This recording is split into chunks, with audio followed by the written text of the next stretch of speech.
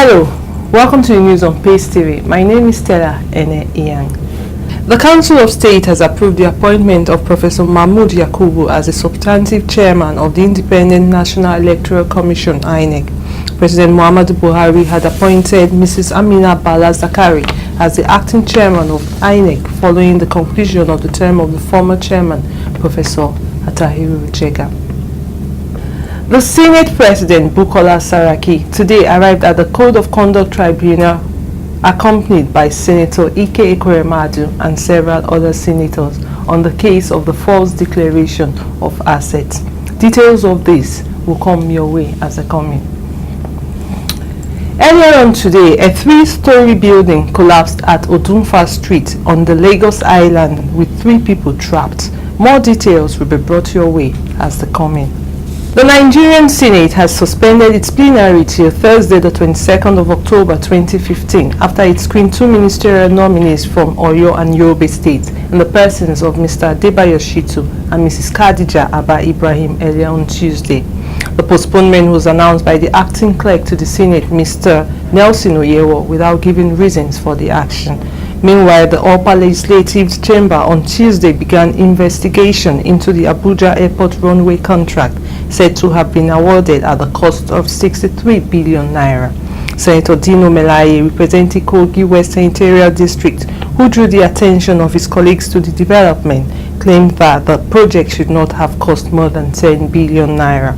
Senator Melaye disclosed that a similar project was executed in Gombe State for 8 billion naira, done in Akwa Ibom State for about the same amount, so bringing it up for execution at 63 billion is worrisome.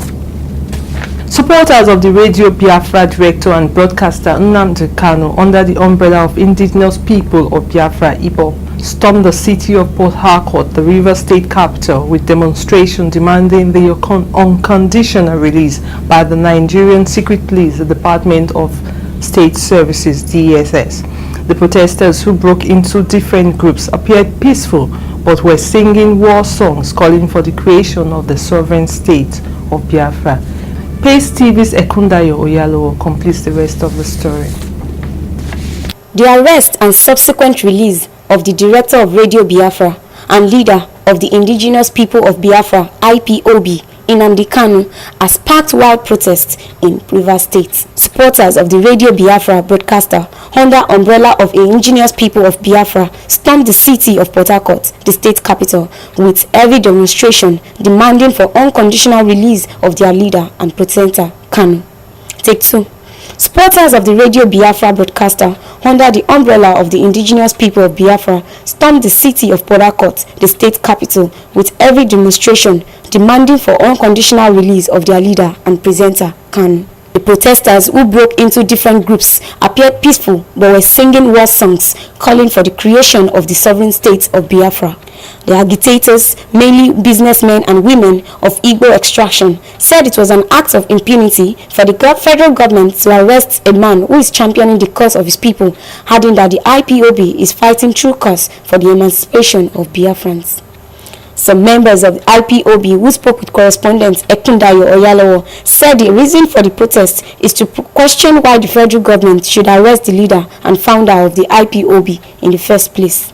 Some members of IPOB, who spoke with correspondent Ekundayo Oyalowo, said the reason for the protest is to question why the federal government should arrest the leader and founder of IPOB in the first place.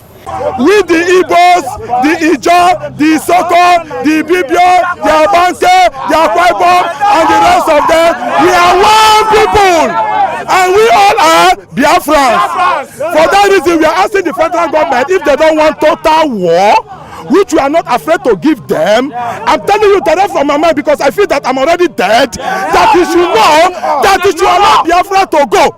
Our fellow Biafrans and IPOB members, we are not happy about what they did to our director. That's why today we just decide to show our anger, or to show that we are serious in what we are doing. If you watch very well in Nigeria, Biafrans are not recognized. Biafrans are slaves. We are not happy. However, called on federal government to ensure protection of right to life of individual and press freedom in the country. children are training this far in order to train this in order to get their own land, because they are in freedom, they are in bondage. They want to stay on their own. Yes. Enough is enough. We don't want bloodshed again. Because he was held unlawfully. He is being recognized by the UN, by the entire world as our leader. And because of this, if he could stand for me, then why can't I stand for him? I am standing for generation. Order. To show you that we are Biafrans, we speak our own dialect. Yes, sir. Anyị chọrọ ka anyị onwe anyị laa n'obodo nke anyị bụ Biafra. Ndị Nigeria ji anyị n'ọrụ. Anyị tila ala. Anyị ga-ala. Anyị ga-ala. Anyị ga-ala. Tundayo Oyalowo for Pace TV News. The federal government of Nigeria disclosed on Tuesday that the country was not yet free from Ebola alert and surveillance. This disclosure was made by the Permanent Secretary, Federal Ministry of Health, Mr. Linus Awute, in Abuja at a press conference which was held to commemorate the World Health Organization Ebola-free certification over a year ago.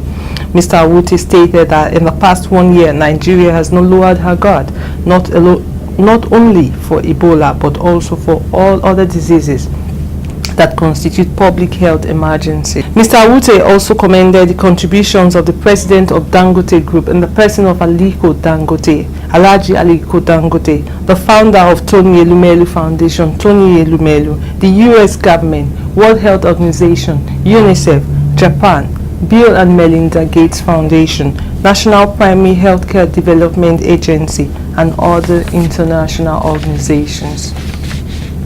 After a meeting between President Muhammadu Buhari and the service chiefs at the presidential villa in Abuja on Monday, the army has issued a final warning to members of the Boko Haram sect who are yet to surrender to do so in order to escape impending final onslaught.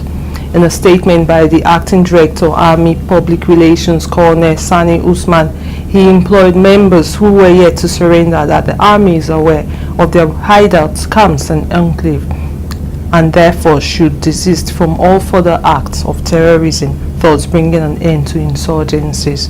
The Nigerian Army High Command also ordered the release of the 219 Chibok girls without any further conditions by the terrorists, even as the High Command equally appealed to members of the international community to join the persuasion of Boko Haram and their international collaborators to bring an end to terrorism in the world.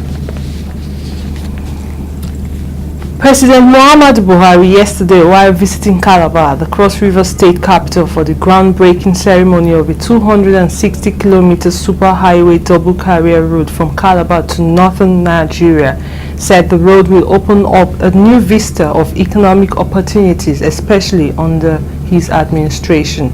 The president, while speaking, assured the state governor, Professor Ben Ayade, of his commitment and that of the federal government to ensure the completion of the road and of the deep sea port. Professor Ben Ayade, in his speech, said the road would serve as an evacuation corridor for equipment, goods and personnel from the deep sea port in Bakassi to the northern part of the country, and will be completed between 4 and 5 years, explaining that it would then take just about 1 hour 30 minutes to move from Calabar to Katsina Ala, which presently takes about 4 to 5 hours. He also added that the road, which would have digital internet facilities, speed cameras, toilet facilities, amongst others, is being fast-tracked by the Bank of Infrastructure and several commercial banks who have already put together the sum of 500 million euros for the road construction. Professor Ayade also disclosed that the Benue State Governor had promised to construct a similar highway from Katsina Ala Junction to its border with Nasarawa State, hoping that the Nasarawa State Governor would extend to Abuja and gradually get to Chad, Egypt, Morocco and other regions. On the foreign scene, Justin Trudeau, the newly elected leader in waiting of Canada under the Liberal Party, says he intends to fulfill his campaign promises, one of which is to pull Canada out of the US-led bombing campaign against ISIS leaders in Syria and Iraq, and this, he said, has already been made known to President Barack Obama of the United States. Trudeau, while speaking to reporters on Tuesday, said he understands the commitment made around ending the combat mission, but however did not give a time frame for when Canada's airstrikes would stop. Trudeau, who is expected to take over from Conservative Prime Minister Stephen Harper in the coming weeks, added that Canada would nevertheless remain a strong member of the coalition against ISIS, but would engage in a responsible way, as his party intends to provide more humanitarian aid in Syria and Iraq while training the Canadian military rather than bombing missions. Right after this break is business news. Don't go anywhere.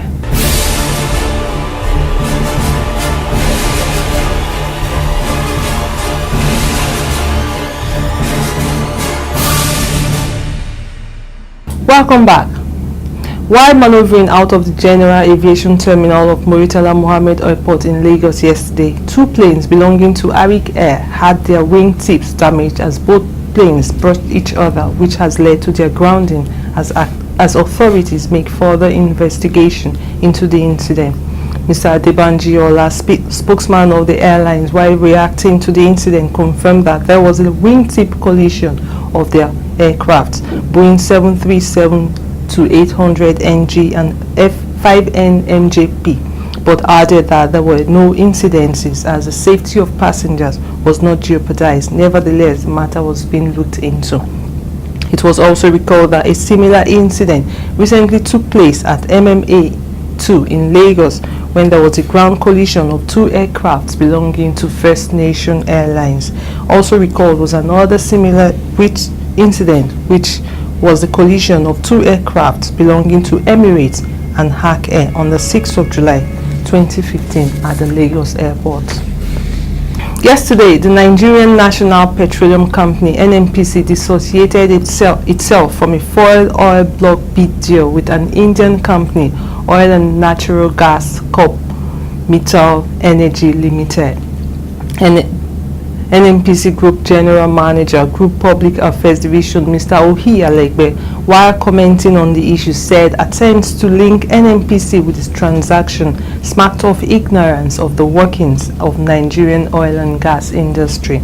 He went on to add that NNPC had been drawn to the repeated reports linking it with the failed oil deal worth about $25 million with the Indian company, but went on to clarify that NNPC is not a statutory body saddled with the responsibility of organizing bid rounds and therefore could not have received the said amount or any payment from the Indian company for the transaction.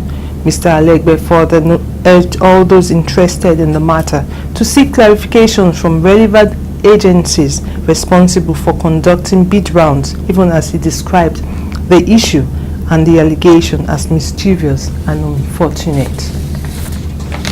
The federal government of Nigeria has lost about 1.850 trillion naira as a result of the issuance of pioneer status certificates by the Nigerian Investment Promotion Council (NIPC) to companies other than those granted by law. The House of Representatives at plenary yesterday, the 20th of October 2015, therefore mandated its Committee on Finance, when created, to probe the issuance of pioneer status to firms in the past 6 years so as to determine if there have been abuses and then recommend modalities for recovering of lost revenues and ensure the prosecution of those found to have deliberately caused the country such loss. You're still on the news on Pace TV. Coming up next is Sport News. Don't go anywhere.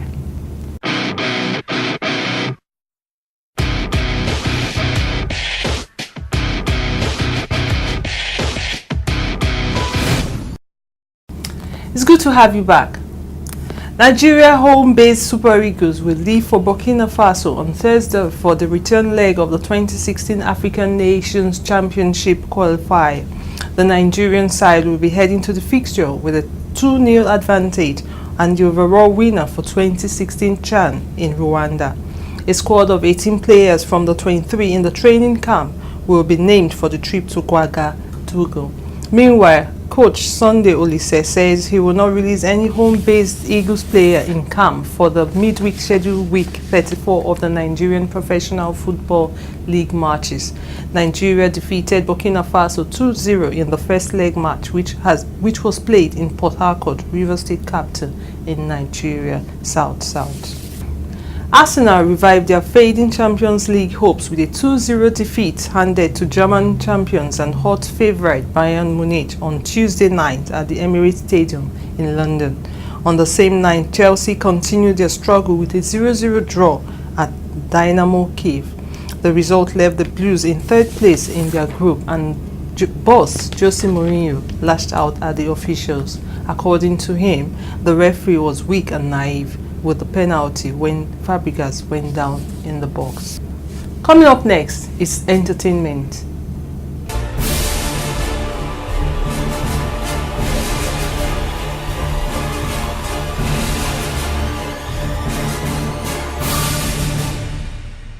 Welcome back.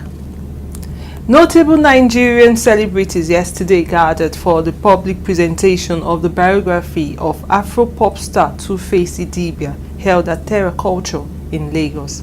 The book, titled Very Good Bad Guy, has 460 pages and a wide range of materials on Two-Face Idibia's life and times, including accounts from his mother, his wife, siblings, colleagues, and mentors. It will also contain selected lyrics and discography, as well as editorial materials dating as far back as 2015. Many celebrities, including his wife Annie Idibia, Ali Baba, Teju Babyface, Tiwa Savage, Sound Sultan, Richard Moffett Damijo, and many others were at the event. And finally, still on entertainment and on the foreign scene, for years there's been speculation that superstar musician Beyonce is actually older than the age she officially declares. Her father, Matthew Norris, revealed during an interview with the popular Breakfast Club radio show that Beyonce is the exact same age as Pink. Pink was born in September 1979, while Beyonce's declared birthday is the 4th of September 1981. Beyonce had her first public appearance since the declaration at the Tidal X event at the Barclays Center in Brooklyn, New York. And that has been the news on Face TV. Once again, my name is Stella. Thank you for watching.